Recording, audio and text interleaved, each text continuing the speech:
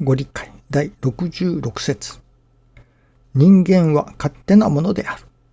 いかなる知者も徳者も生まれる時には日柄も何も言わずに出てきておりながら、途中ばかり日柄が良いの悪いのと言うて、死ぬる時には日柄も何も言わずにかけて祈る。勘ながらに生まれ、勘ながらに生き、勘ながらに死ぬ。信心者の一生は各おかげを受けたいものである。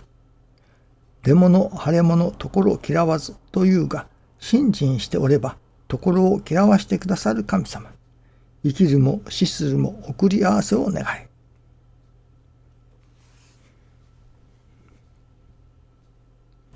勘ながらと言われますけれども、これはちょっと意味が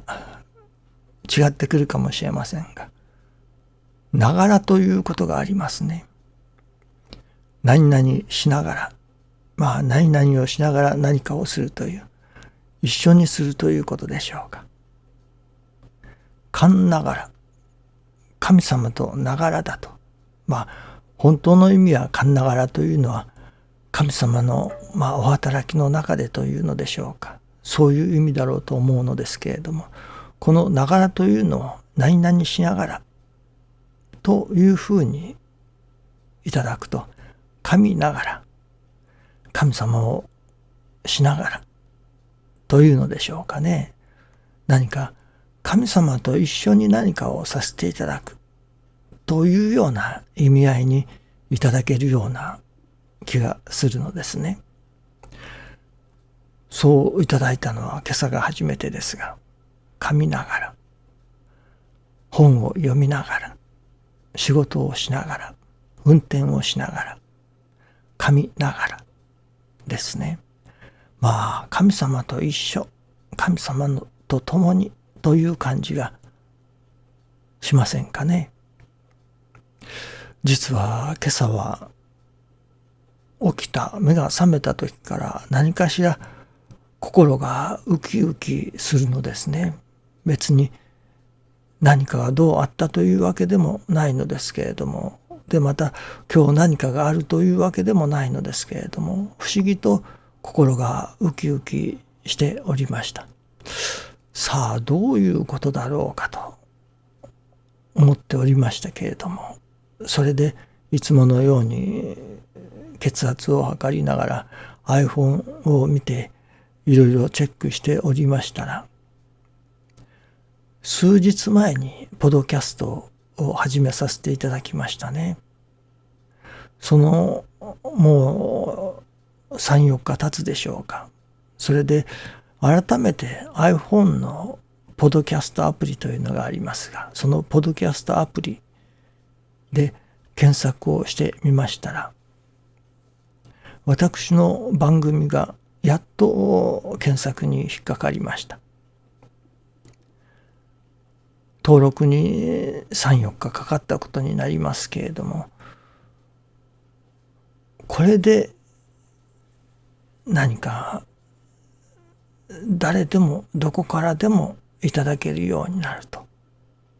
YouTube の場合はちょっとビデオですから、ある意味敷居が高いところがあります。ところがポドキャストは音楽を皆さんが楽しまれると同じ感覚でいただけれるわけですね。これが1、2日遅れて師匠のご理解100選をやはりポドキャストに始めましたから、これもおいおいあと数日すると iPhone のポドキャストアプリでいただけれるようになると思います。もうすでにいくつかのポドキャストアプリではいただけれるようですけれども、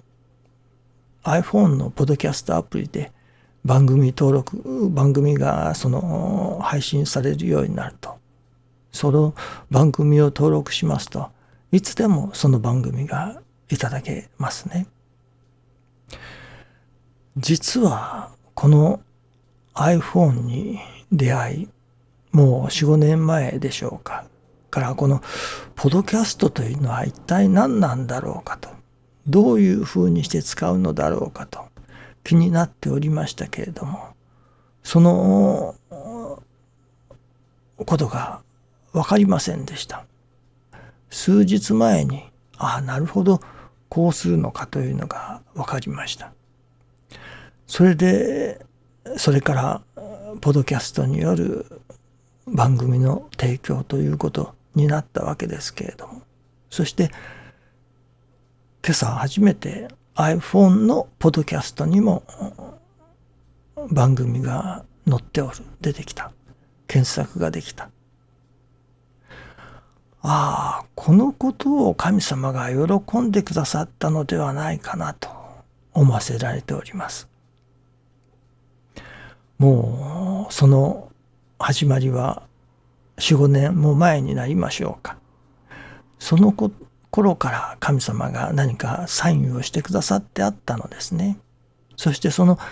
神様の願いが現実のものとなる、実現するまでにはやはり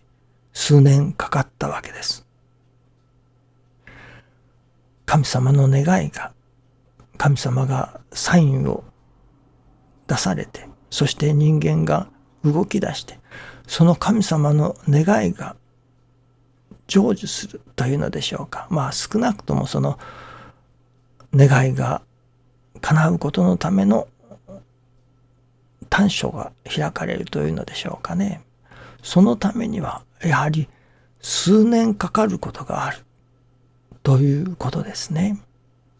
神様の願いだから、今日神様が願われて明日には叶うということではないということがわかりますね。神様の願いでさえそれが叶うまでには数年を要する。数年を要してその神様の願いが成就すれば、それでも御の字だという感じがいたしますね。そういう、それこそこの師匠のご理解を、また世界中の人にも聞いていただけれるようにポッドキャストでも配信させていただくということが思い立たれて、数年かかってやっとその叶う著についたというのでしょうか。そのことを神様が喜んでくださっているのではないかなと今朝は感じさせていただいています。そして今朝分からされましたことは、神様の願いが成就する、神様の願いが叶うといっても右から左に叶うものではない。やはりその神様の願いが成就することでさえ数年をかかるものだということを教えていただいたように思いますね。その神様の願いが叶う、成就することのために何年かけてでもそのことに取り組ませていただく。そしてその成就には数年、あるいは10年、20年とかかることがあるかもしれません。それでもやはり神様の願いが成就することに向けてコツコツと